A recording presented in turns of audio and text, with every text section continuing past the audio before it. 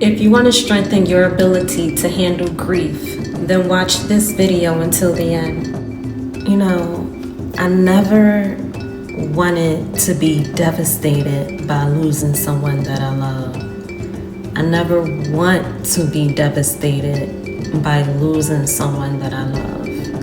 And there's this strange thing that I used to do when I was like in my late teens, and I kind of thought that I was a little loose in the head a little bit for thinking like this, but now at this point where I'm at in my life, I realized that I was way ahead of my time and way ahead of my years.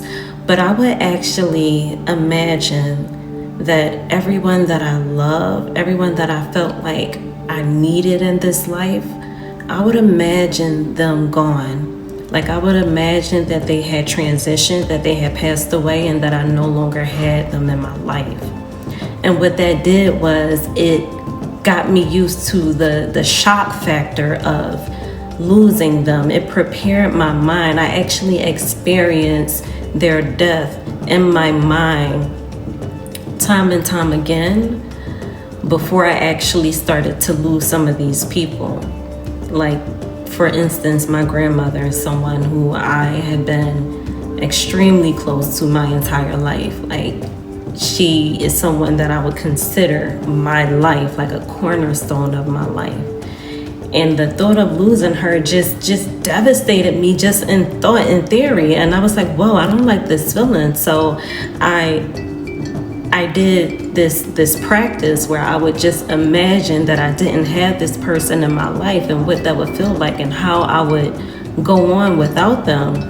And when she actually transitioned, that actually made it a lot easier for me. Plus also I was very intentional about the time that we spent together. So I always had it in the back of my mind that I wouldn't have her in my life forever. You know, because of our age difference, I knew that I would spend the majority of my life without her. So I was very intentional with the time that we had, which made, you know, most of our moments really special. And you know what? So this practice of imagining my really close loved ones gone, imagining that I no longer had access to them, I could no longer wake up and call them or see them and spend time with them, it really empowered me because, you know, losing people we love, that it hurts us. Like it's a dagger to the heart. Sometimes it feels like your heart is ripped out of your chest, and that's just it's a depleting feeling. It could feel like excruciating pain, and it's debilitating, and it has so much power over you. And I never want to feel like something is just have such a strain on me. You know what I mean? I'm not superhuman. I am very much so human, and I experience the spectrum of emotions like everyone else, but I would like to have as much control over these feelings as possible. And so, like I said, this practice has been, was, and is very empowering, and it really prepares you for the inevitable. And it also it humbles you and puts you in a state of mind of realizing and recognizing like, hey, like my time with these people is precious.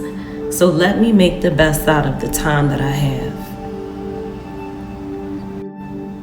When I think about my grandmother, like I literally was attached to her hip from the moment I came into this world until she transitioned.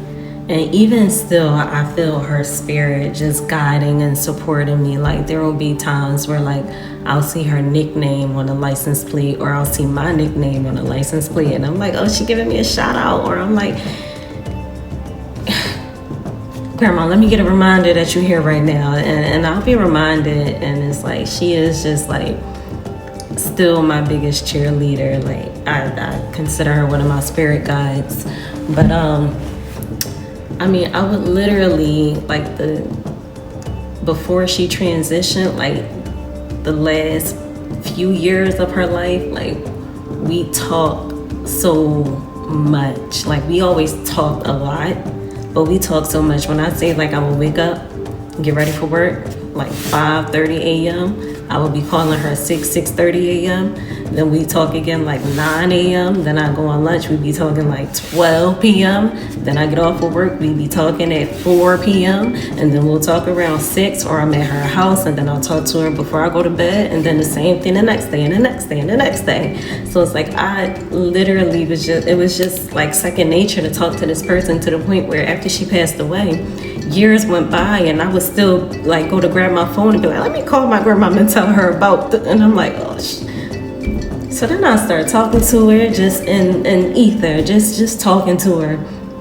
Grandma, you see, Grandma, thank you. Grandma, hey girl, hey girl. Just because a person passes away doesn't mean you have to stop talking to them. Now I'm rambling.